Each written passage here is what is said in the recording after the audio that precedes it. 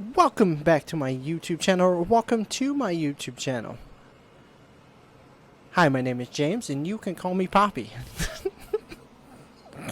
Okay, so I gotta, you can see from the thumbnail, the title, I'm going to do a week's worth of videos with, top 8s. They are movie-based related top 8s, but I want to see how this works, naming the title, putting bigger YouTube stars in the title, kind of paying homage. So I'll be butchering their intro, and I just did that. Her name is kallmekris, and so I watch her on TikTok and on YouTube. She's hilarious, and yes, she's beautiful. But I will be doing that for the start of all of my videos for the week.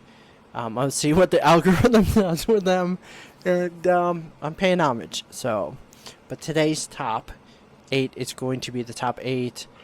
What the freaking thing sounds like it's burping. It's freaking weird. Top 8. I think it is. I didn't get my list. Oh, top 8 love movies. Not romance movies, but love movies. So, here we go. Let's jump into it. Coming in at number 8 is The Proposal. That's got Ryan Reynolds. The way I'm holding this damn camera, no, you're not going to see my face because I'm just going to put the picture of the movie above it. I got a little thing before it that's got the countdown. Like I'm even waving, but you can't tell. But the way I'm holding this, my phone and the microphone, like I'm about to ready to smoke some crack. So The Proposal, Julia Roberts, and yeah, so she is the owner. She's a boss. She goes home on vacation. She's not married or even dating at this point because she's one of those females who is driven by her work. So she has no time for romance. So she, she cons Ryan Reynolds into pretending to be her husband or fiance. I can't remember which one it was, but the movie is hilarious. And I smacked the camera or smacked the microphone, and I absolutely adore it. And there's some funny spots. It's not a typical romance movie, even though they do end up together at the end. But it's not the staple rom-com. So it's a little bit different, and I can appreciate that. Coming in number 7 is The Notebook. I think this is one of the most heart-wrenching films ever. You're being told this story because she keeps forgetting. She's in an elderly home. I'm pretty sure she has Alzheimer's. See, I'm really not good at remembering, but and you see her husband read, from this notebook about their past and about her past. And at first you don't know who it is. Is it Ryan Gosling? Is the other guy who's not Ryan Gosling? You root for Ryan Gosling. It's okay. But she ends up, falling in love with two different people because she was in love with Ryan Gosling, but he went off for the military. She never got any of his letters. She was from a rich family, so she had to marry the rich guy, who she ended up liking. And the whole rain, making out in the rain. I think that's what started everybody's fascination with kissing in the rain. Was that movie? The rowboat. The back and forth with the two of them.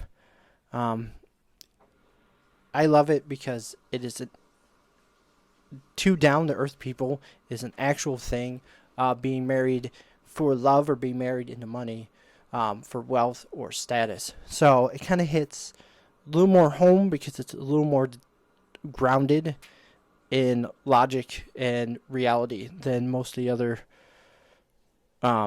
stories out there.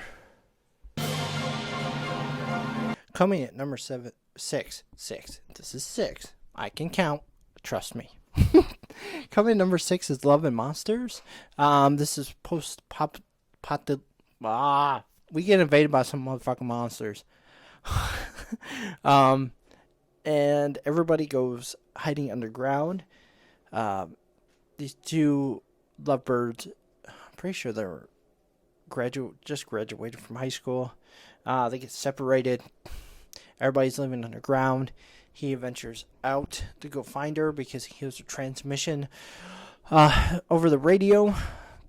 So he sits off with his dog, and they have an adventure with these. It's hilarious, and then at times it's suspenseful. The monsters are creative. I like the design of the monsters. He finally gets to her, but he learns, that they've moved on, and he should too, and that. But there are other people out there, this what the adventure, entails, and that his base where he was from was being attacked while he was away, and he has to leave her because that's been his family these past few years.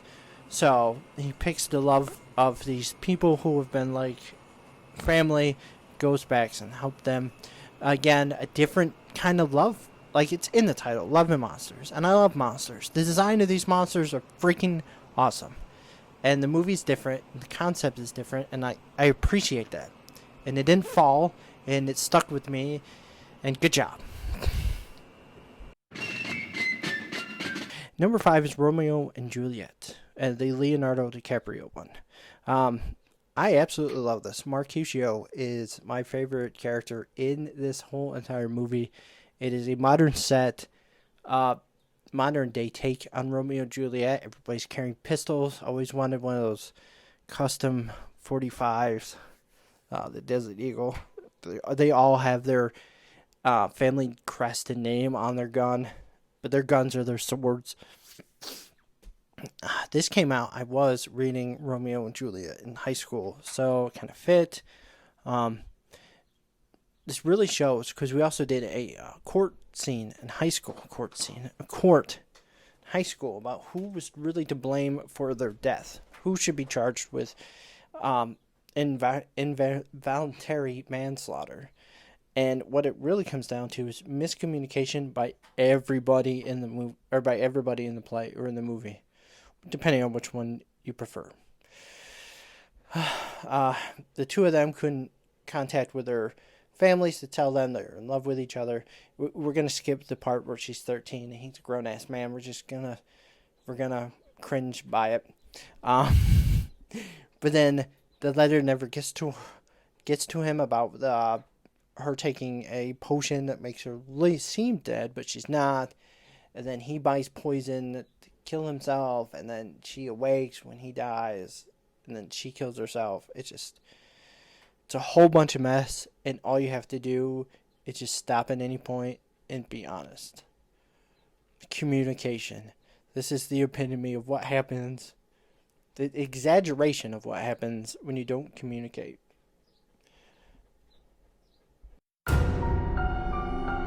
Number 4 is a two-parter. I put Beauty and the Beast and Aladdin. I know that if you really look into Beauty and the Beast, it's more of Stockholm Syndrome. But I grouped these two movies together because it is about class systems. Both of them. Both of them are a poor protagonist who ends up falling in love with a very wealthy, rich individual. Both of them have to transform. The Beast who has his outside shell because he doesn't know how to respect and give. Belle teaches him that, and he falls in love. You have a more of a sheltered individual with Aladdin, not Aladdin himself, but he shows Jasmine that there's more than just the kingdom, and that she wants to venture out, and that she can change. She can change the way things are done in her kingdom. She even can rule. That's how much she influences stuff and changes it. And the same thing with Beast. When he turns back into a human, he no longer shuts off his castle to the rest of the world. So I see those two about the same, so I put them on here. In at number 3 is Scott Pilgrim versus the World. This is about a movie which has Chris Evans in it, by the way, as one of the evil ex-boyfriends, about a guy who falls in love with a girl and she's got baggage.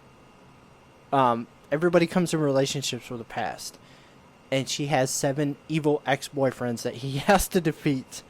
That's kind of a thing with men going into, and even females going into a new relationship, dealing with your exes, because some of them still in your life, some of them are at different spots.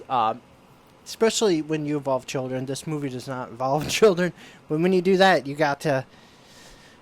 And the different ways he beats them, like putting in this love story into a video game type thing, is just fucking awesome. And it was never done, and I'm stuttering. Slow down.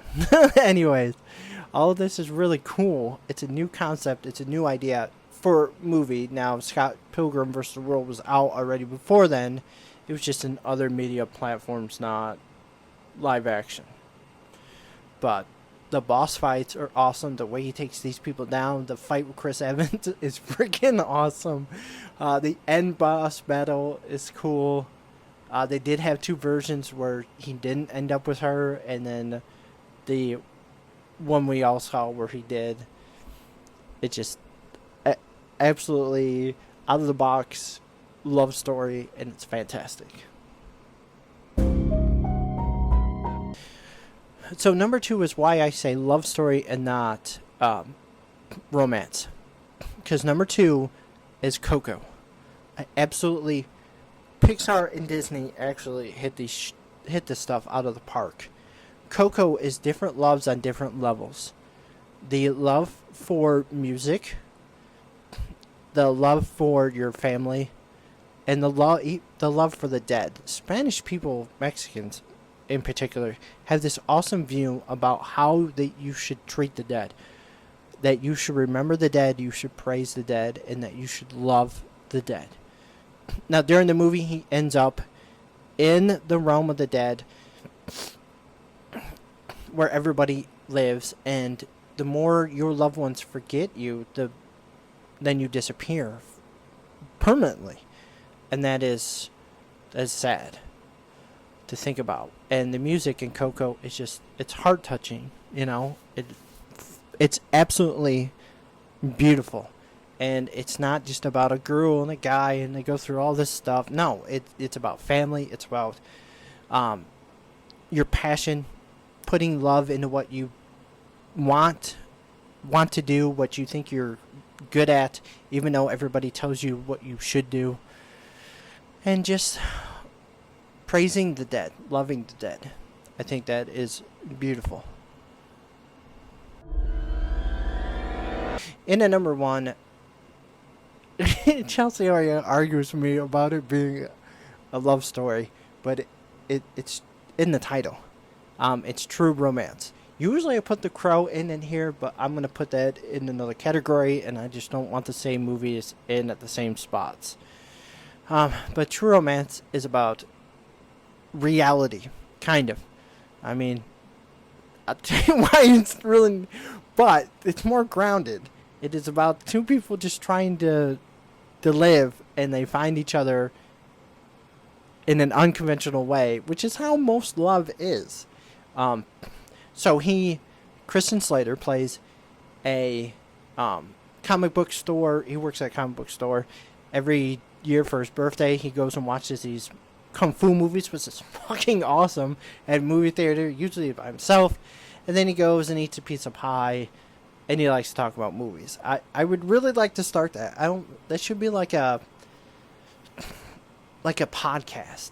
I should start a podcast. Eating pie after a movie. Pie after movie. I'll figure out the name later. But his boss gets him a hooker, and they end up, having sex like you do with a hooker. But they end up falling for each other. She'd only been a